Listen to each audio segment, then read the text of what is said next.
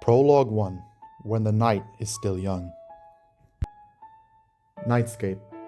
The queen beneath unyielding stone wasn't a queen in the first place. She was Kiyomi of the Night Kingdom, born under two moons, one bright and one veiled in fog. From the start, the air around her felt heavy with fate. The first vision came at 4 years old. For a breath, she felt time stutter, and the truth of it shivered through her, trembling in fear of what was real, afraid of an illusion that had learned her name. She saw her mother's face twist in terror. Before it even happened, she heard the scream before it was released. Thin as a thread, yet already tearing through her heart. The clay ball in her talons shattered on the stone floor, as though fate itself had flinched at the sight of what it was meant to hide. And moments later, reality rose to meet the vision exact, merciless, unsoftened. That was the day her childhood ended, and the legend quietly began. Foresight became her constant companion, thrilling in its clarity and isolating in its weight. It was dangerous in ways no one fully understood. The Nightwings valued secrets and strategy above all. Still, even they watched her closely. Was she a blessing? A weapon? A threat? Kiyomi learned quickly. Hide the tremor in your voice. Mask your knowing in your eyes. Never reveal how much you truly see. She was trained in stealth, in politics, in survival. She learned to move like smoke and think 3 steps ahead. Yet the cruelest lesson came early. Seeing a mistake does not always grant the power to stop it. Some futures refuse to change, and some tragedies push back. One day, there was a sandwing named Solon. A noble dragon came to the kingdom for trading. He was a bold, but also very funny one. An indifferent sandwing, unconcerned about why Kiyomi was being restrained. For the first time, Kiyomi can laugh with him, genuinely.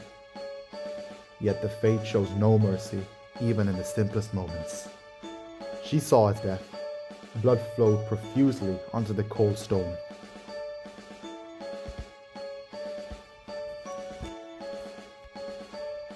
Solon died protecting her, his last whisper echoing in her ear.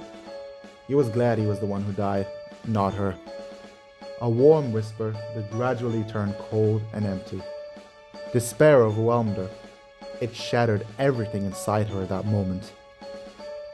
The Night Kingdom, once merely secretive, began to feel suffocating. A gilded cage of inevitability. Every corridor echoed with what she could not prevent. Grief and guilt wrapped around her ribs like iron bands, so she left. She wandered beyond map territories, beyond expectations, until she found the ancient shrine. Later, when she stepped forward,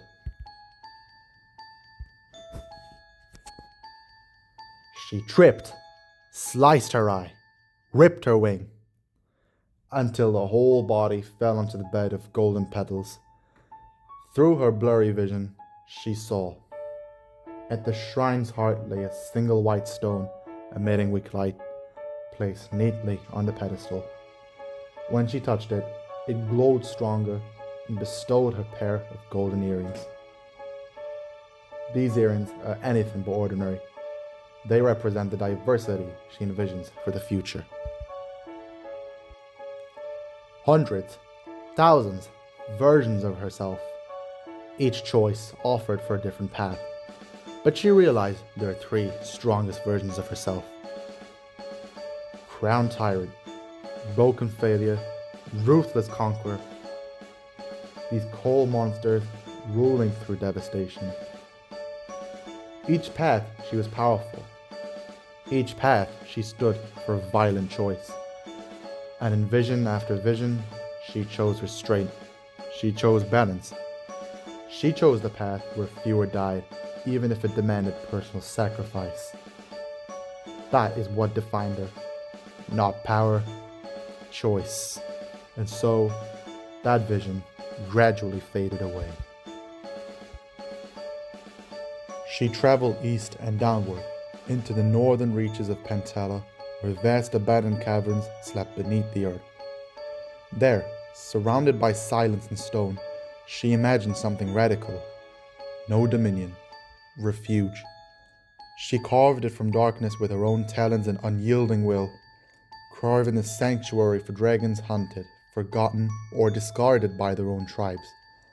She named it New Home. Kiyomi shed her old skin and became Nightscape. She ruled without smoke or song-only suns. Futures sifted through her mind like sand, and she chose the branch that would break the least. When tunnels fell, she saw the fractures first, measuring where ruin might bloom before it could spread its teeth. When conflict rose, she didn't chase the fire, she pinched the ember at the root, quiet as an ending. And when mercy demanded violence's face, when the many had to be protected, she took the cruel decisions into her own ribs, alone. Her justice was proof, not rumor. Each accused dragon had a chance to be clean, and the guilty met swift, merciless end. Some compared her to Queen Glory, the legendary Queen of Rain Wings, but Nightscape was colder, strength tempered by foresight and grief. Not all remained. Some feared her sight, some worshipped it, and only a few understood. Miracle Runner stood beside her, a survivor marked for living, not prophecy. When others sought to condemn him, she proved his innocence. With him came trust, balance without surrender. Yet Ghost stayed. Solon's last breath echoed in silent halls, and the executions she ordered weighed on her before dawn. Foresight wasn't control, it was responsibility. She's Kiyomi in Nightscape, the lost girl beneath twin moons, the queen beneath unyielding stone. She sees countless futures, and every day she chooses the one that harms the fewest, even when it leaves her scarred. Loving but distant, stern yet full of compassion, broken but unyielding. That is the story, the truth behind the throne in the shadows. What might she see next? No one knows. What awaits next in this story?